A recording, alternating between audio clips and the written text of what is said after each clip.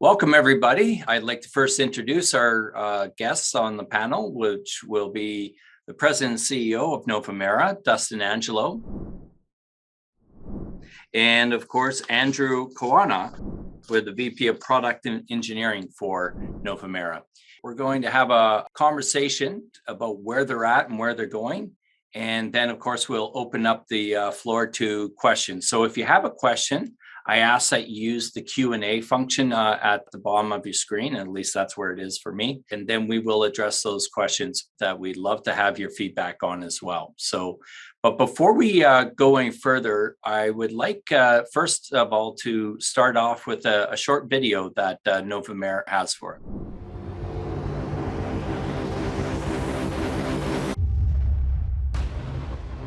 So basically we wanted to create surgical or precision mining method for mining narrow ore veins that are very difficult to extract using conventional mining methods. Here at Novamera, we have designed and developed a unique technology called NBIT, which stands for Near Borehole Imaging Tool. So the data that we collect while drilling allow us to create accurate drilling plans as well as drilling trajectories that maximize the ore extraction in a more efficient way. This technology is basically a navigation tool that allows you to track the vein.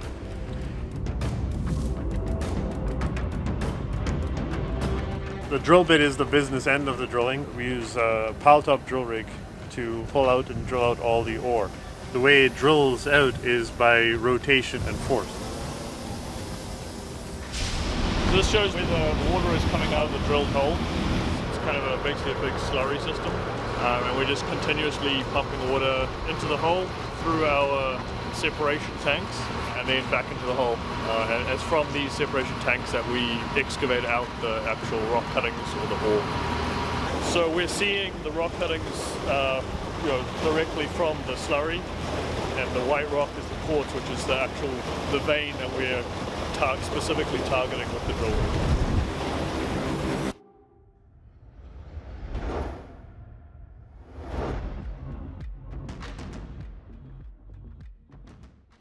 That's an impressive intro to your technology there.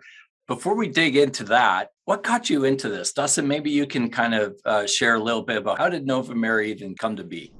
Well, Ryan, think about this. Imagine you had $100 million locked in a safe and you couldn't find the key. When we were at Anaconda Mining, when I was the CEO there and my business partner, Alan Cram, was the general manager, that was the problem that we had. And it was at that site there that you see in the video. So the Romeo and Juliet deposit that sits about 1 kilometer from the operating mill, that was a steeply dipping, narrow vein deposit and had about $100 million worth of gold in it, but we couldn't figure out a way to mine it. We looked at different open pit scenarios, we looked at underground scenarios, and we just couldn't make it work on paper. So we just knew it would never work in the field. So we started, or Alan actually, he started to talk to Memorial University. They had a drilling technology lab, and they do a lot of work in offshore oil. So we started to talk to those folks, and we eventually came up with the idea that ultimately became our surgical mining technology. And so we recognized that there was there's got to be a better way to mine, a more efficient way to mine these types of deposits. So we actually had to go out and create one. Why is it not an Anaconda project still? We had an aha moment, I would say, back in 2019 when we were developing this technology within Anaconda. We were at the Disrupt Mining contest, the one that was sponsored by Goldcorp, and we were actually a finalist. After we finished on stage and we were mingling amongst the 600 or so mining professionals that were there, we were talking to lots of folks, and they had expressed the fact that they thought our technology would be useful and could benefit them at their mine sites. And that's when the kind of light bulb went off. We were like, wait a second, this is a very similar problem to what we have at Anaconda. So it wasn't just an Anaconda problem, it was an industry problem. And then we started to look at sort of the potential of the market, the narrow vein market. And today we see it as, a 30 or 40 billion dollar market across all commodities. And so we were like, okay, I think this is a situation where we should probably spin this technology out of Anaconda and set up a separate vehicle. So that's where Novamera came from. And so we thought this would be a great opportunity to sort of develop a technology for the industry and address this unconventional mining and unlocking these types of deposits that were literally all around the world. Why would a mining company be interested in this technology you have? We're thinking about mining differently. We're thinking about evolving mining so that there's a long-term sustainable growth pattern for the industry. We feel like what we're doing can coexist alongside conventional mining, but conventional mining is starting to feel a lot of its limitations. And conventional mining is about leveraging economies of scale, and that's the way companies are moving in that direction is that these days in order to get the returns they're looking for. And with that, you're building bigger and bigger mines, and at the same time you're moving a lot of material. And that's created sort of four problems that are associated with conventional mining. First and foremost, you've got the environmental impact. Mining companies are in conflict now with stakeholders. Those stakeholders want the mining companies to change their business practices. And then the second thing is that it's just getting harder and harder to find world-class mineral deposits and just to replace what you're mining at your current site. So and that's in the context of the conventional mining method. So it's hard to find those types of deposits that fit that methodology. And then grade is declining. So that's the third issue, which we know then means you're moving a whole lot more material to get the same amount of metal output. And then the fourth thing is that I think what's kind of interesting to me is that mining companies have known mineral resources in their portfolio that they can't mine using conventional mining methods. And some of those could be those steeply dipping narrow vein type deposits where our technology could be applicable. So, we've got a solution now that can address some of these problems. We just saw that video. Some of that technology, as you call it, conventional mining, looked a bit conventional. What makes your solution so unique? What we're doing is we're employing our own proprietary navigation tools, and we're combining that with large diameter drilling to extract and surgically extract the ore body and leave the excess waste behind. So, we're moving a whole lot less waste. We're using a lot less water. We're not using any blasting, and so it's just a smaller environmental footprint. And then economically, it's there's a lot of economic benefit. We're competitive on cost. We're faster to ore because we don't have all that development they have, particularly with an underground mine. We're literally sitting on top of the ore, so we're drilling into ore at that point. So from a net present value perspective as well, you can move up your cash flows, and then even the optionality in how you mine. You've got a lot more flexibility, so you can sort of mine the higher value stuff first, and then again to help with the value of the project. And then at the end of the day, it's basically mobile equipment, and so you can move that from job to job and site to site, so you can reuse that capital. So you get a lot of better return on your capital. In the case of underground mining in particular, once you build a ramp, shaft, or a portal, it's literally sunk. Like you can't take that capital with you and go somewhere else. So it's just so there's better economics. And at the end of the day, what we're doing is we're not competing against bulk mining. This is a low tonnage, but it's value over volume, right? We're not extracting a lot of waste. We're limiting dilution. So therefore, what you're taking out of the ground is the highest value ore that you could possibly take out. To continue on, maybe let's, Andrew, you've been a little quiet in this conversation. Maybe you can bring us up to speed on kind of where you guys are at.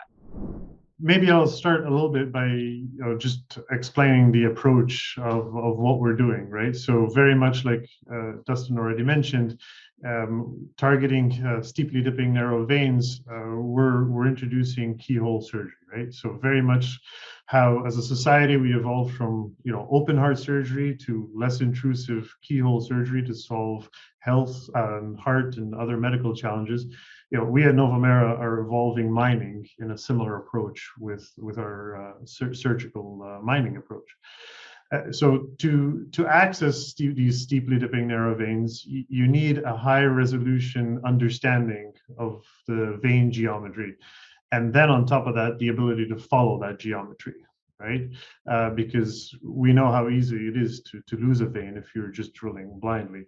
So we've developed a technology and a technique to achieve this. And it's a 3-pass approach that we have developed.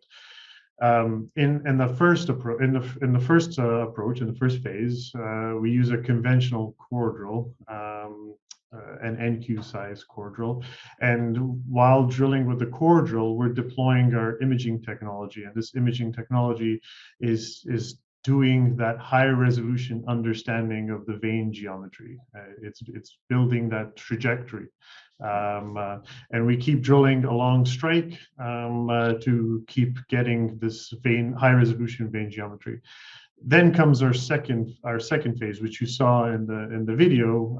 We are using pile-top drill rigs. So these pile-top drill rigs then grab that geometry, grab that trajectory, and align themselves to maximize the extraction of the ore, and subsequently following that trajectory and drilling holes along strike to extract the ore. And then there comes the third pass, which is we then use the tailings and backfill all the holes that we've drilled.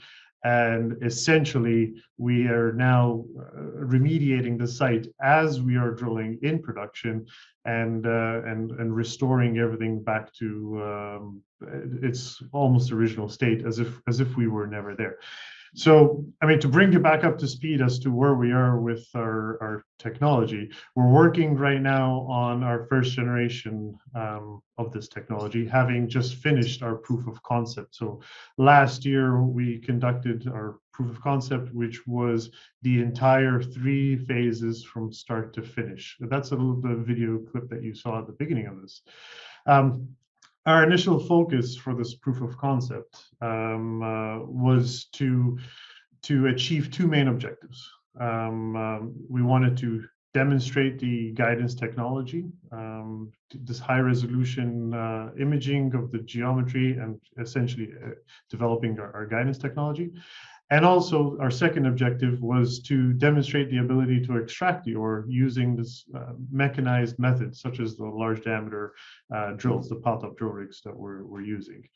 Again, just to demonstrate the evolution of mining, moving a little bit away from traditional mining. And obviously, my unbiased opinion, as you saw from the video, our proof of concept was a great success, right? We achieved those objectives. But the real question is, why did we do the proof of concepts? Yes, we had those objectives, right? And the real reason why we did it was because we wanted to really demonstrate this keyhole surgery, right? It's one thing to say it to people; it's a whole other thing to actually show it to people, right? So in our proof of concept, we drilled 3 pilot holes, 100 meters deep, each pilot hole a meter apart from each other along within the vein, a long dip, and deployed our guidance technology and mapped the ore body, the geometry of the ore body. Subsequently, we moved into our second phase, which was we had a 1 meter diameter pile-top drill rig, and we drilled the initial 3 pilot holes with the pile-top drill rig. If you can think of the holes numbered 1, 2, and 3, with 2 being the middle holes, right? We drilled first holes number 1 and 3, or 2 outside holes. We drilled them. We reached a depth of about 90 meters at a 30-degree incline from vertical. We backfilled those holes, and then subsequently we drilled the middle hole, which was touching holes 1 and 3. Just again, giving an idea of time, we did this from starting of planning to actual execution and completion was exactly 12 months. We went from planning to on-site production and backfilling. Just to give an idea in terms of the importance of the imaging, as I mentioned, we drilled these 3 holes at a 30-degree incline, and we chose 30-degree because that is our maximum target in terms of an inclination for our first generation. So we're going from vertical to 30 degrees. So for cost purposes, being a proof of concept, right, we just put a fixed angle because we wanted to just test the ability to draw at 30 degrees. However, based on the information that we got on the geometry, even 3 holes, a meter apart from each other, had this been a production, cycle as opposed to a proof of concept, we would have drilled those holes at a slightly different inclination, somewhere at 28 degrees, somewhere, 27 to 29 degrees. So that's a real demonstration as to why you need this guidance technology, because let's face it, Mother Nature doesn't draw straight lines. So that's kind of where we are with the technology. We've now grabbed all that data from the proof of concept, and we're now taking all those learnings and we're incorporating them into our first generation offerings. When you're talking precision, you're talking by the degree. If you start off the hole a half a degree off, you're going to lose the vein. Even if it's a dead straight vein, you're going to lose it within 40, 50 meters of depth. So yes, precision is absolutely needed to track the vein. How is the industry responding to you so far with your idea? It's been a really positive response. I think, I could confidently say that everybody definitely sees the applicability, everybody that we talk to.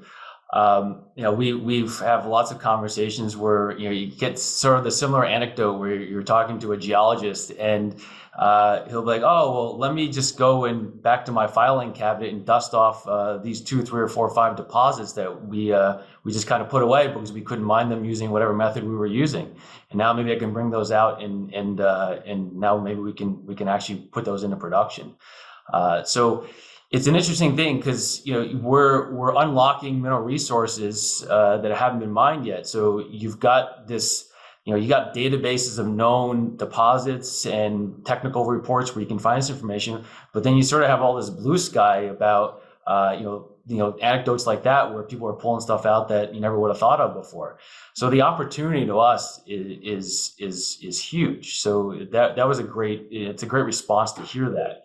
And we're just getting, as Andrew alluded to, now that we've done a field trial, and we're producing videos and pictures, and so people can actually see and see what's going on, understand better what it is, and it's prompted them to ask more questions and learn more. So we have lots of conversations just because people see what it's actually happening on the ground, and we actually were able to bring people to site. So we had Sumitomo on site last fall, and we actually had a major gold producer that visited as well. And just happens one of the representatives of the major gold producer, literally said, I think you're really onto something here. So, that was quite pleasing to hear.